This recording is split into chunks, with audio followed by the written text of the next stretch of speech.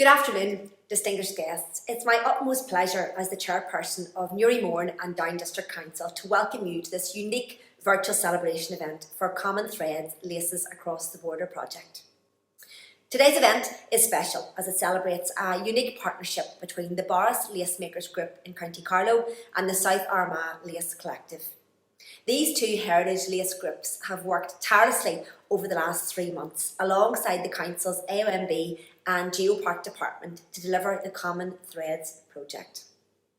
We are very grateful to the Department of Culture, Heritage and the Gaeltach's cooperation with Northern Ireland Funding Scheme 2020, which made this project possible.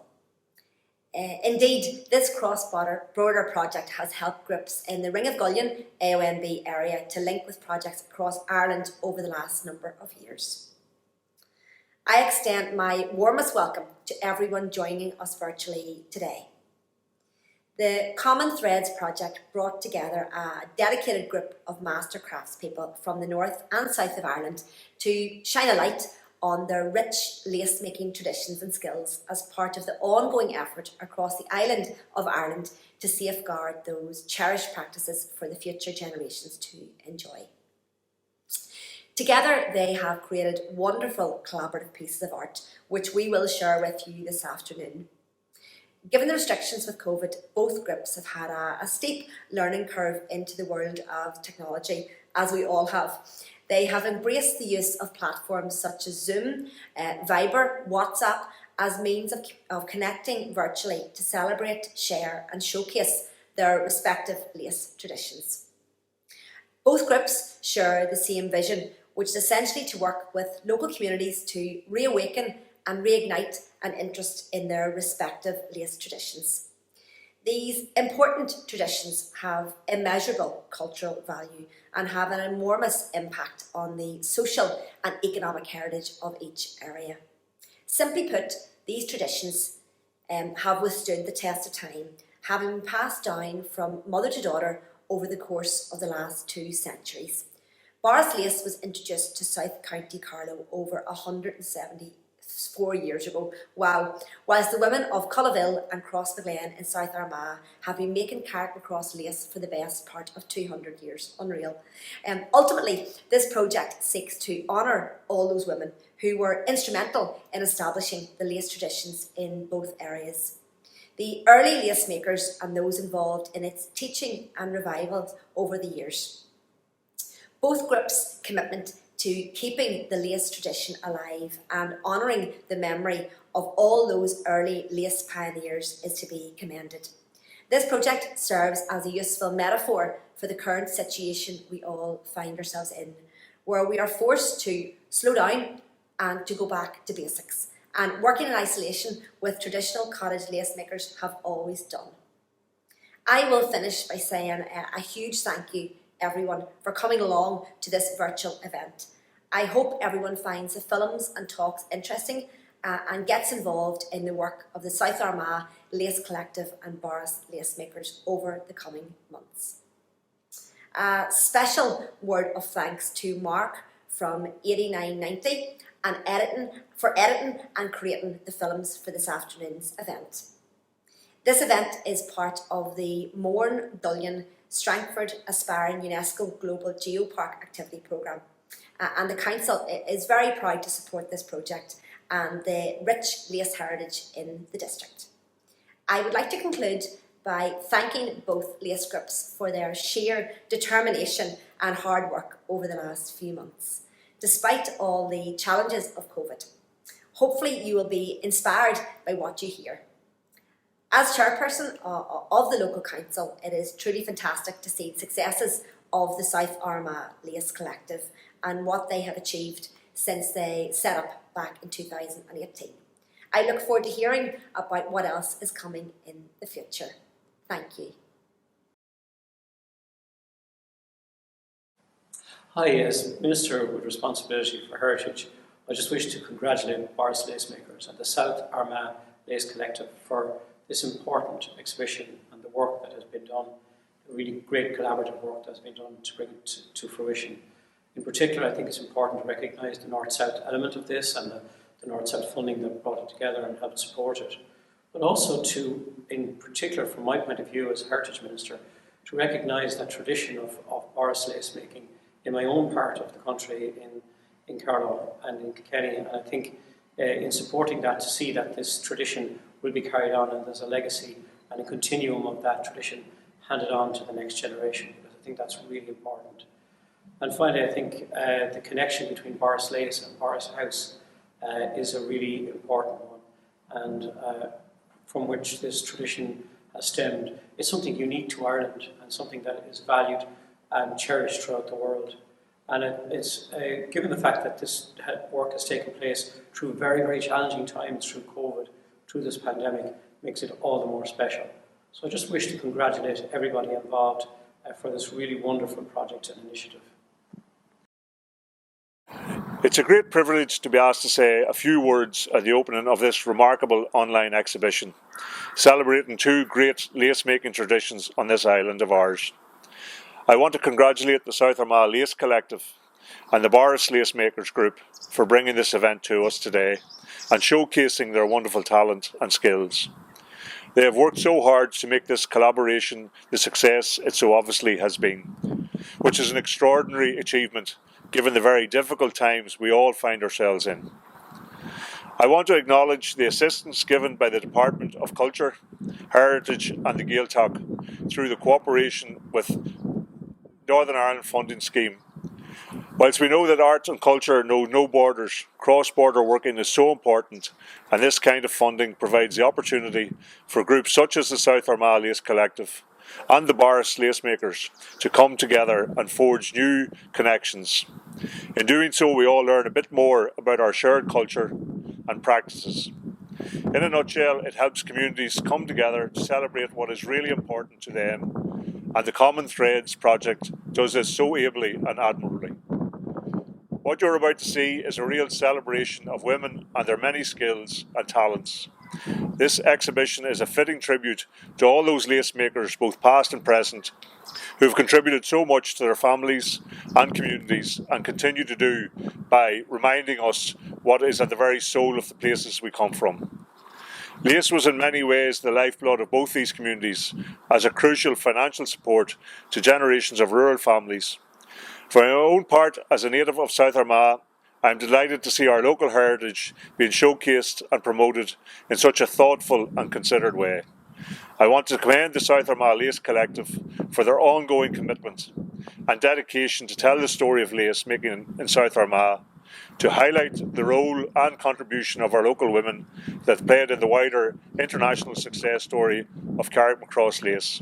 It is truly humbling to see the reverence for the lace here, and it's reassuring that the skills continue to be passed down through generations of families and newcomers to lace are finding such pleasure in the craft. I am left with the feeling that the future of this wonderful lace tradition in both South Armagh and in Boris and County Carlow is bright. I wish the South Armagh Lace Collective and the Boris Lace Makers Group all the very best for the exhibition and every success with their future activities.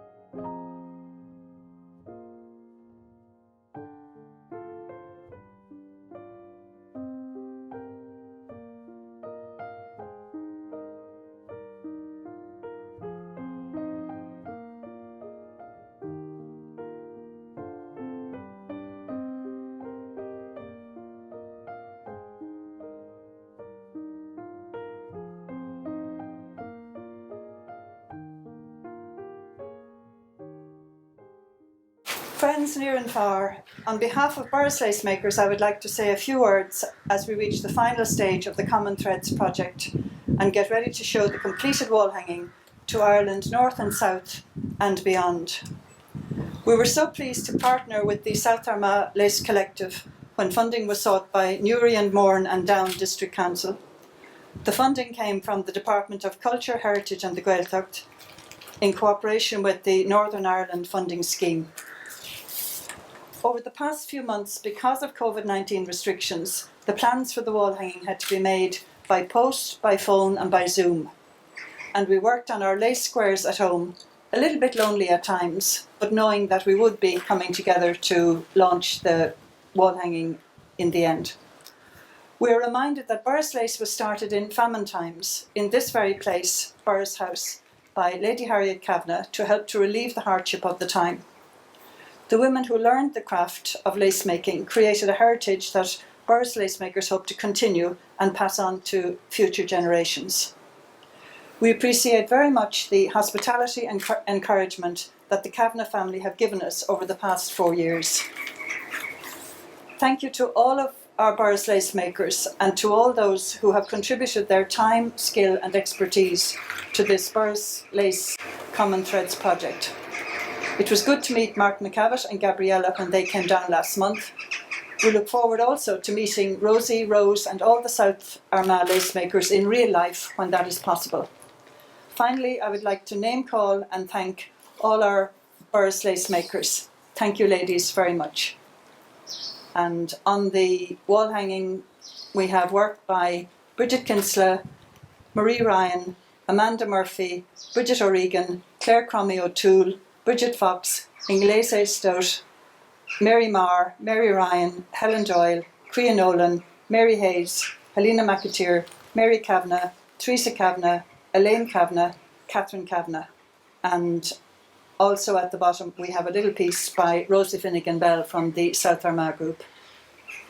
And now I'd like to introduce Aoife Kavanagh from Borris House to say a few words. Thank you, Bridget. It's a real honour to be here today. I often think about when Victorians wrote in their diaries, they didn't write for themselves, they wrote for future generations. And I believe that if my great-great-great-grandmother Harriet knew that Borris Lace would still be going today, she'd be more than pleased that her endeavours had such far-reaching effects. She founded Borris Lace in the mid-1840s during hard times in Ireland. She founded an industry that was started by a woman for women. Borris Lace was known throughout Europe and Russia, and we know that Borris Lace was still being used by Queen Elizabeth in 1947 when she was using Borris Lace for place settings. So it's very inspiring to see today that thanks to the energy and dedication of Borris Lace Makers that the craft is being revived today. And I would like to believe it can be enjoyed by future generations to come. I'd like to introduce Mary Marr, the Lord Mayor of Borris, to officially unveil the Borris Lace Makers Common Thread wall hanging.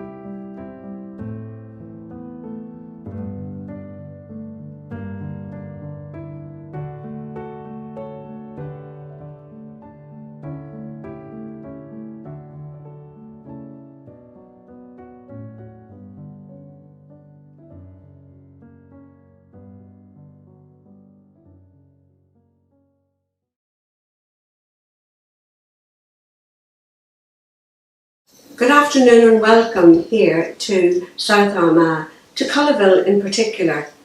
And behind me you will see the quilt that 15 ladies in the local area have been working on in the past few months. We're extremely proud of this, and each piece, you will know, is different. Each piece on the quilt tells its own story. It's been done by each participant because it means something very special to them. We've worked in conjunction with another group in Boris in County Carlow, and it was wonderful really to hear and see what they do with lace. We're looking forward to you seeing the film, and we will in the future hopefully visit Boris and be able to find out firsthand exactly how they do their lace. I'd like to thank you all for joining us this afternoon virtually. This isn't at all how we hoped that our quilt would be unveiled, but because of circumstances we really have had just to comply with regulations. This quilt and the one in Boris were both done during lockdown, and in a way it's commemorating this piece in history, we hope, that we all could find something very profitable to do during this very unusual time. It's now my pleasure to introduce Common Threads, our film, and thank you very much for joining us this afternoon. I hope you really will enjoy the film as much as we have enjoyed making it. Thank you.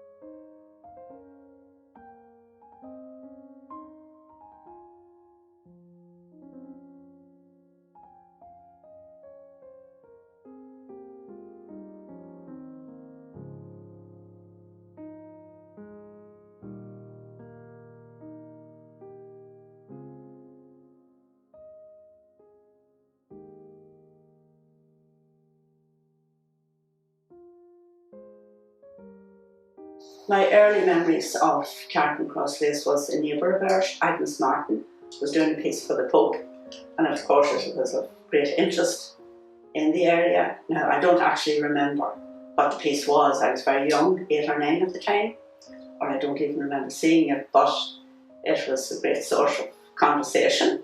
So then I did some at school, but not until my grandchildren arrived did I want to do something for them, and that's how I got back into it again. Hello and welcome to South Armagh.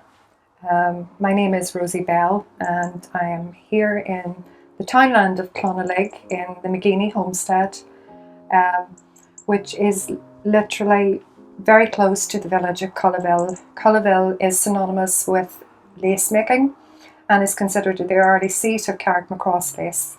The South Armagh Lace Collective is based in the village, and we're involved in this project and have created a wonderful memory quilt to celebrate and honour the women that went before us. This area was prolific in terms of Carrick Macross lace making, and our quilt is made in the Cullaville blues colours. We have 18 squares. Each square is made by local women or women who are directly linked to the area and to the long-standing lace tradition.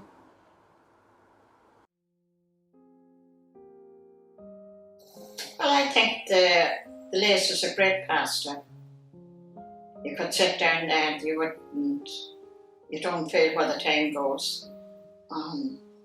You can leave it and go out and come back to it. I think it's a great thing. I met Mary McMahon and she said come to the class and do a piece of lace, and I did my lace then, and then she said, well, maybe I'll do a veil. So then I started and did a veil for my daughter's communion.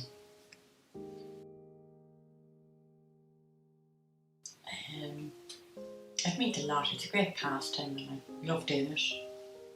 I love getting started, and then I also love getting finished, getting the loops and getting the cutting out done. I just like it. I always knew that lace was highly prized in this area and farther afield. And although my First Holy Communion veil was Carrick and Cross lace, I never thought that I would ever learn how to make it. But after my mother died, I was going through her possessions and I found a pillowcase and it felt crinkly, and I opened it up and found the piece of Carrick and Cross lace with the pattern still attached to it because she hadn't finished it, and I just didn't want to think that it would never be finished. So I decided to go to the classes, learn how to make it and finish it. I'm Anne Hughes and I live in Cullaville, just directly across the road from the old lace school that's on the concession road in Cullaville. My interest in lace comes from my great aunt Agnes Martin and my own mother, who then taught me how to do the lace. So I can remember at the age of 8 and 9 visiting her in her little cottage, watching her doing the sewing, going over to Carmel Cross with her to lead the sewing into the nuns in the Louis convent. So I suppose I would have learned at maybe the age of 10 or 11. Then I got out of the way of doing it, and it's only in the last, I suppose, 2 years that I have really got back to it. So it's something that you probably don't forget how to do, but I needed a little bit of encouragement, a little bit of guidance, and I have started back to do a lace class. So within the last 2 years, year and a half, I have completed maybe 5 or 6 pieces. I've done a selection of Christmas baubles. I keep some of the pieces at home and I have given others away as presents. So I suppose I would have some at home. My name is Rose Nichols. Before I married, I was Finnegan to my own name, as they say in Belfast. I'm living in Belfast now, but I was born and raised in lovely South Armagh, in the townland of Glasdrominati, which is about a quarter of a mile from the village of Cullaville. I come from a family with at least 3 generations of Carrick and Cross lace makers before me, with grannies, my mother, aunts and cousins on both sides of my family known to have made lace. Because my aunts had made Carrick and Cross lace, my dad told me the story about his aunts, or grandaunts, I'm not sure, but they had made the Carrick and Cross lace for Queen Victoria. I think it's the veil, I think they've made. I'm not quite sure about that, but sure, I should look more into it. It's the harp, and I was fascinated by it from the time as a child, because I had, when I got this penny, with my pocket money from my dad, and we got it every Friday, and so I was intrigued by the harp. When I seen the piece, I thought I'd make, so I think I've made 3 or 4 of them, and I've given them away, but that was the last piece I had, so I put it on. The piece that I did for this project is a shield in the gate, and I thought it would be unusual in that I'd never seen a shield in the gate done in the lace before. And it's a very striking image of a woman. And this female figure represented the strength of the woman, the fertility of women. And many of them that remained are so rubbed away that it was obvious that as people passed them, they would rub them for good luck and for vitality and for life and energy. So I thought, considering the project was celebrating the skills and the crafts of women, that a shield in the gate might be an appropriate motif for one of the blocks. So I did the sheen and the gig.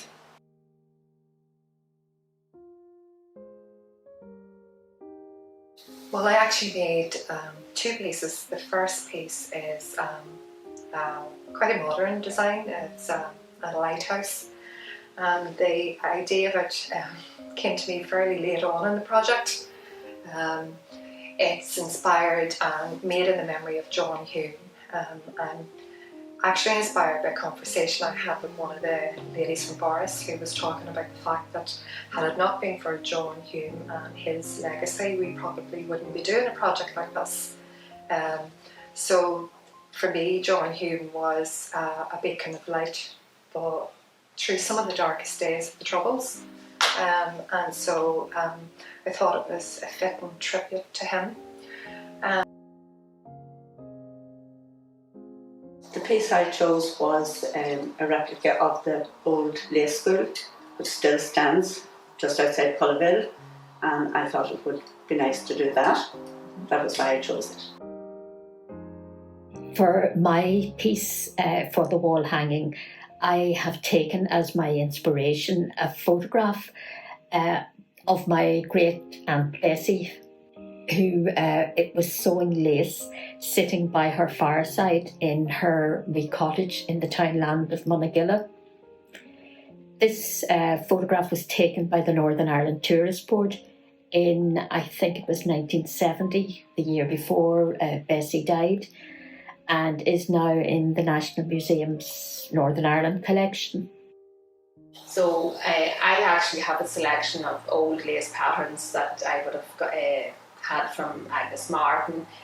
I decided to pick out one small one with the little basket of flowers. I like flowers, and she would have always sewn floral pieces in her work, so I chose that one particular piece for this project. I did a border around it of my own design, and I filled it with different filling stitches sort of to make it unique to me. So.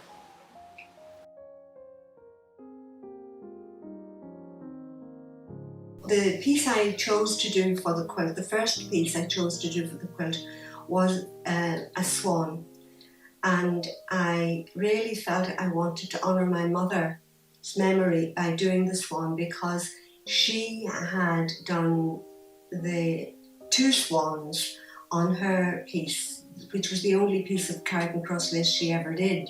That was the piece that I had found unfinished, and I remember that my mother would have done the swan in the first place because she grew up in a farm in County Monaghan, which one of the fields ran down onto the River Fane, and she would have seen the swans there. So I knew that that would be very uppermost in her mind when she chose to do the swans, and I wanted to honour that memory by doing a swan. I was more than honoured to be asked to contribute a piece to this project, because I always feel you're always self-critical about what you've done, but I thought it was a lovely idea, with the cross-border element of it, working with the Boris Lace people, and the fact that we were celebrating the crafts of this area. My grandmother, my mother's mother, who lived in Kirk, was a lace maker, and it was only in recent years I discovered that. And Catherine Cassidy, her name was, and they lived in a small farm. She had 9 children, and I would say the lace making was a great help to whatever income was coming into that house.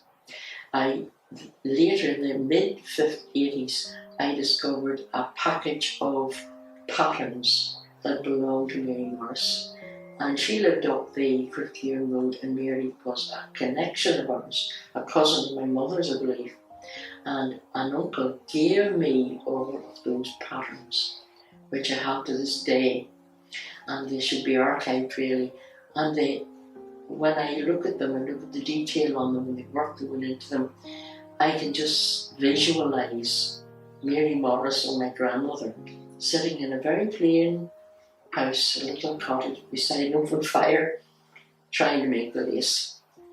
And that sparks me on as well, because I think these people, real artists across people of their time, have really been ignored and forgotten. And they should be an inspiration to young people coming forward. That's something that drives me and drives the South Armagh Lace Collective. We want this to be something that continues well on into the future. We're talking about a 200-year-old tradition that has been in our care for 2 centuries, that we need to ensure that it's future-proofed for our future generations. We need to ensure, and we have the fact that Carrick Macross Lace was placed on the National Inventory of Intangible Cultural Heritage is really important. That happened last year in June, and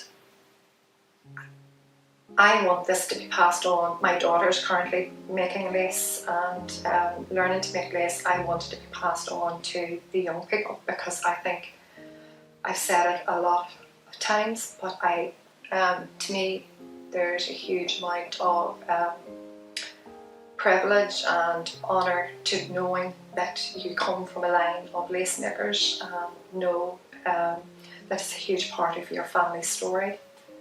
So for me, I really hope that it continues as the passing on of the skills and by us doing that, but my hope is that people will learn more about the story of lace making in South Armagh, because that has been one of the best kept secrets over the last how many years. Well, I think all us ladies together will not let it die. I think because people would have interest if they put up a wee expedition, whatever it is, you know, it would encourage a lot of people to join who likes needlework, who haven't the time to do it, and maybe now at this time they would be interested in doing something different. It was just fantastic to be able to communicate with those people in Boris, and to feel that even though we were miles and miles apart, that we were at one with people doing a craft in their area, and to admire theirs, maybe to learn from theirs too, but to show ours off. I think it's very important, and it's going to give the lacework a good show. The Carrick Macross Lace, everywhere it goes, they'll be out looking at it. And I think it's a great thing. It's a credit to the one that started it.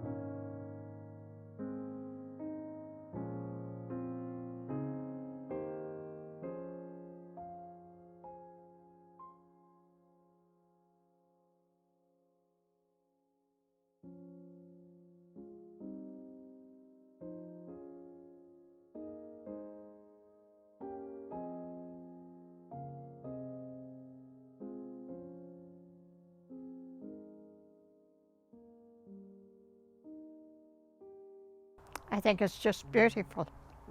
I think it was a credit to the ones that started it, and then to all the ones that did the pieces for it. It's just beautiful. Yes, it's the quilt has turned out to be a magnificent piece of work with some beautiful traditional patterns and some contemporary patterns, and it's just lovely to see the mix and to know that the craft is developing in that way, that we're not stuck in the past with the patterns, and you know, hopefully that means that the younger people then will be interested in developing the lace themselves and keeping the tradition going. Today is just a fantastic day to be able to come and see the unveiling of the quilt.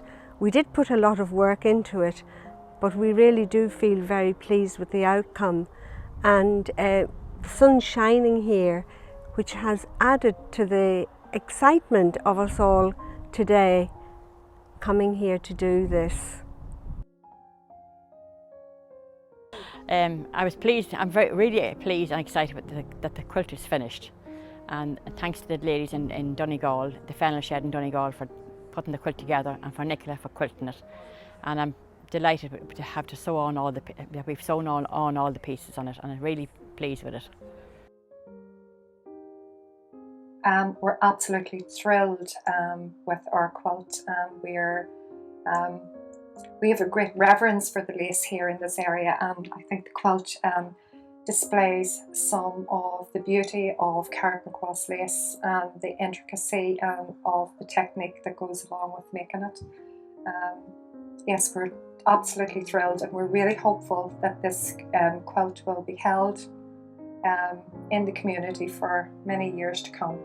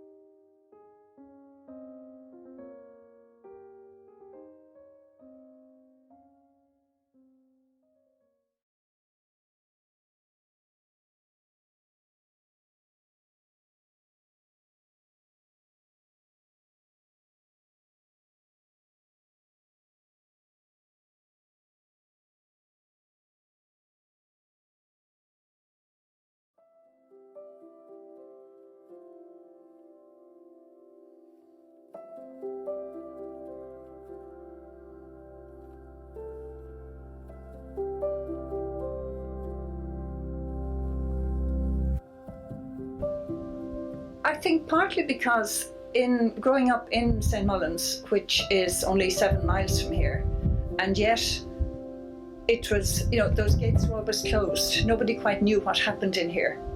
So I think when we did the classes here in 2016 with Mary Laurie over here, and we were sitting first in the dining room, and then because we felt the light wasn't good enough, we sat out at the other side of the house.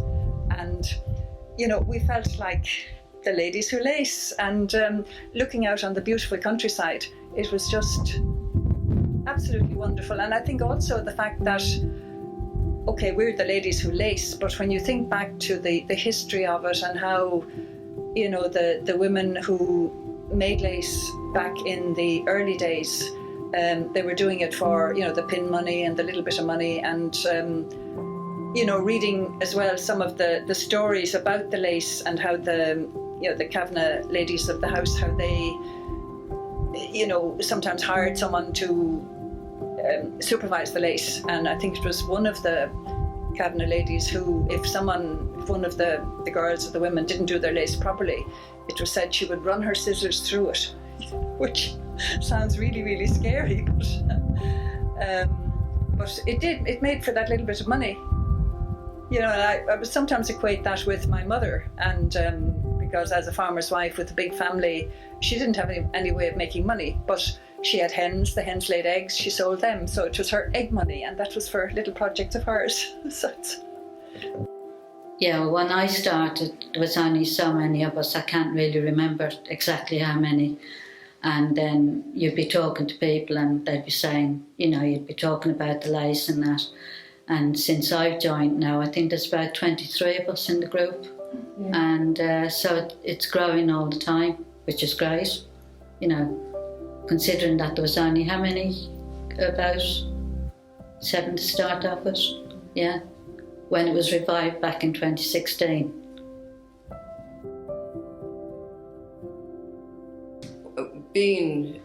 Living near, we always knew about Boris House and all the history attached to it and everything, so it was lovely to come in and out to do the lace right at where it all started. So it did mean quite a lot to me, and some of my children are living in the surrounding areas, and I wanted to, it was lovely to see the lace revived, and I do intend to even learning my grandchildren now, because they would be counted as natives of Boris. So the history and all meant quite a lot when you grew up locally. In Heritage Week last year, it was advertised that you could go to the library here in Boris for lace working, and I was interested to see if that was something for me to do.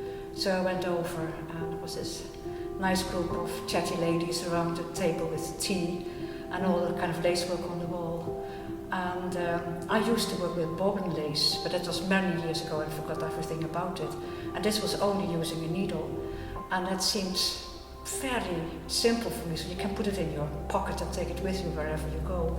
So I thought, okay, give it a chance. In October they had an introductory course, and it was absolutely lovely. And I continued with it. So it was every week meeting here in Boris in the library or in Boris House, and every day, every week learning something new.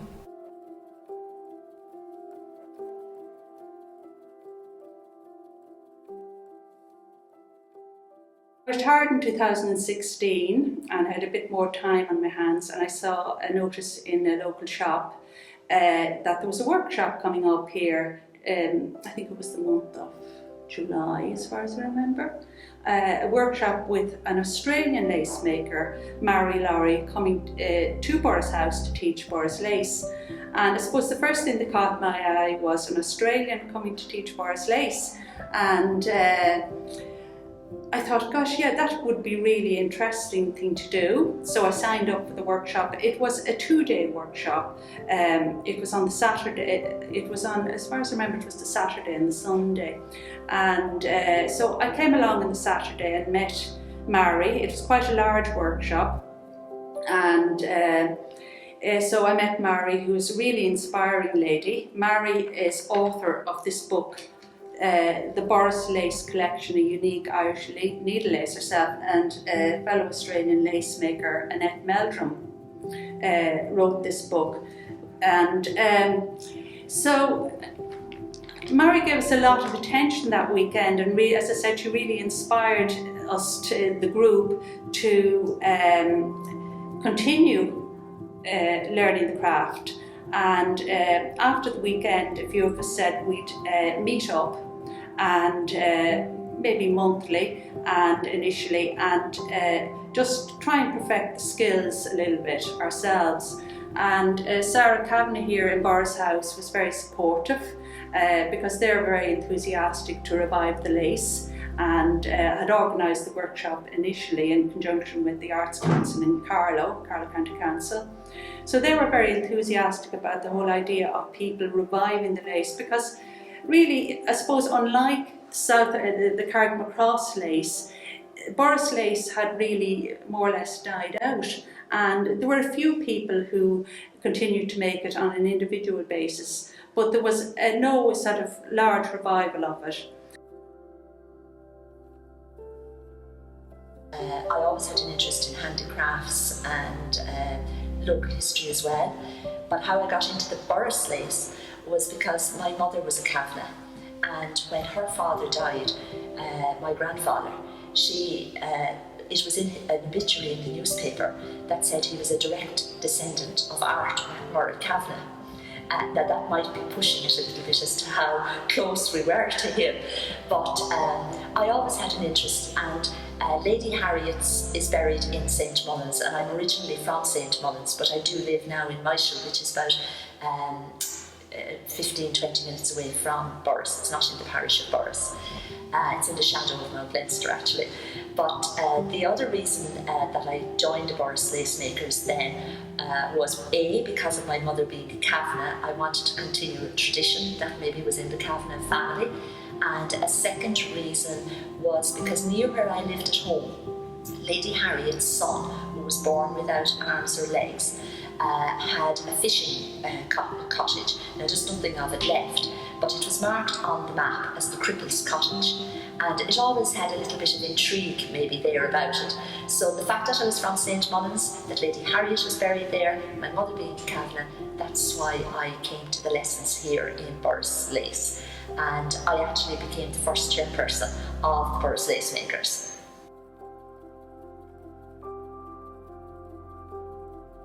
My name is Mary Ryan, and I'm from a nearby Graignamanagh, and I was always interested in crafts.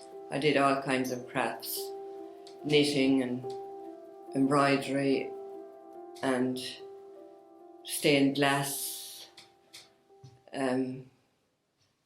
quilting. I'd done all kinds, and Boris Lace was always on my to-do list, but while I was bringing up, I had 6 children, and while they were being, I had plenty to be doing, so I just regarded Boris Lace as something to relax with, and I became widow 2 years ago, so that helped me then to get out and meet other people, and so I really enjoyed it then.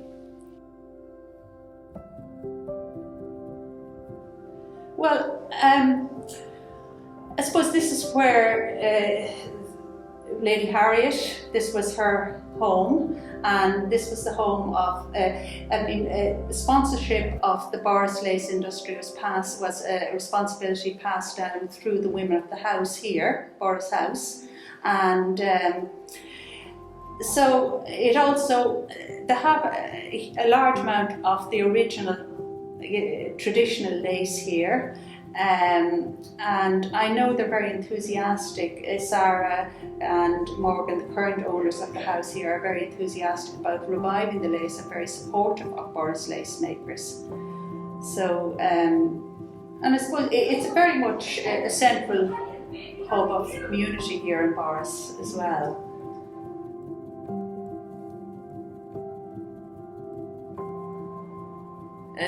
I was looking at the old Boris Lace pieces, and I decided to do one of the traditional pieces, which was the tree. So I had done quite a lot of learning, you know, before that, but I picked out a traditional one to do. So I was pleased with it. well, I was given a pattern, I suppose, but I mean, I think in a sense, I think Helena, in giving us the particular ones we had, she would have been, you know, clued in as to maybe what our interests were and the level to which we would take it, you know. So I think that was good because while at times it was, you know, I would just park it there and go away and say that, oh, it's too dark today, I can't do it, and things like that. But yet it was a little quest, you know, kind of a journey to, you know, bring some of the elements from the book, from my travels and all of that back here to this particular piece. Yeah, it's a holly leaf, and Helena sent us some different pictures to see what we needed to do or what we wanted to do ourselves. And I'd never done anything like that, so when I seen the holly leaf, I thought, have a go at it. So, done it, and I don't think it's too bad. It's not great, but it's all right. So, yeah, I enjoyed doing that piece. It's different. Actually, my garden, I have a piece of garden with me, but the flowers is not. It's this. It's a March viola, and it's really a common plant in the gardens, and it flowers in the springtime, blue, and it smells lovely. And I tried to make a pattern of it, a drawing, and just a very simple drawing, but I couldn't make it into a pattern. And then Helena's friend, he was able to make a kind of a design of it. So it was an own design. But while I was on, you could call it a fact-finding mission, in Luxeuil in France with Friends of Columbanus, I ran into a little place that sold lace. It was traditional to that particular area. They had a museum, or a gallery, lace gallery, but it was a living museum, so they were actually making the lace. And I bought a little heart. It was very similar to the Boris lace. It's tape lace as well. So when I came back home, I started making little hearts, and then I started putting them, either framing them or making cards from them and giving them as gifts for weddings, engagements or whatever. So my piece are love hearts, and that's what did that. And an interesting thing was my daughter actually became engaged while I was making the hearts. So I'm pretty sure there'll be a heart in her ensemble for her wedding when she gets married.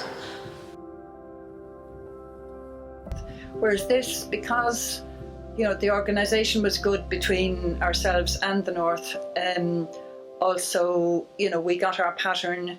We then had to, you know, sit down and set to and choose our stitches from our various sources and get and do. And we had, you know, quite regular, the WhatsApps and the Zooms and all of that. And I suppose we missed very much the banter and the meeting on the Wednesday morning, and certainly for me, not getting very much lace done, but having great chat, because down this end of the county, some of the women in the Boris lace makers on a Wednesday morning, they would have been in primary school with me back all the years. I think there's probably different ways in which it can, you know. Well, I know we're going to be involved in a primary school project. That's one thing. I would probably like to see the secondary school here in Boris have more of an involvement. A transition year is a year where different projects can take place, and I'd like them maybe to learn just the basics maybe, and it mightn't even be in, you know, sewing thread or something. It could be with twine or kind of macrame or something like that. So that's one thing.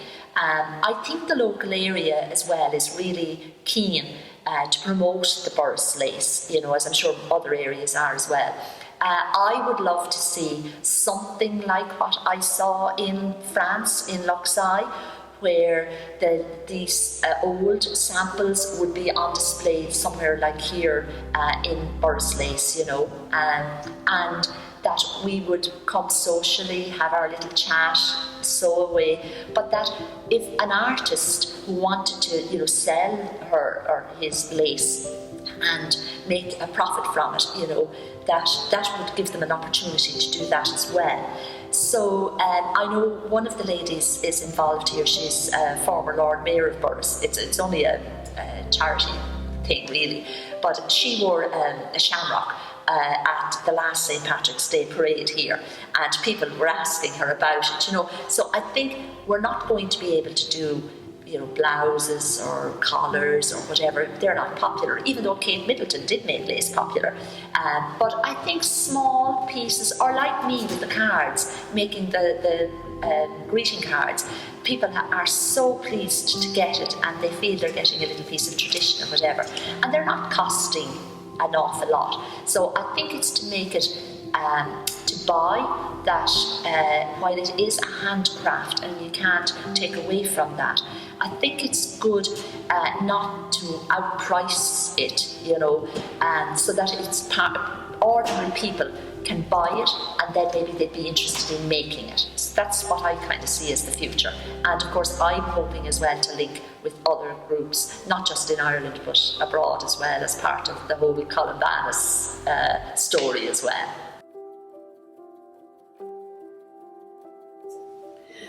Well, I suppose it goes back to the whole thing of sharing stories, and I feel we have our story, and then South Armagh Lace Collective have their story, and those stories are so interesting.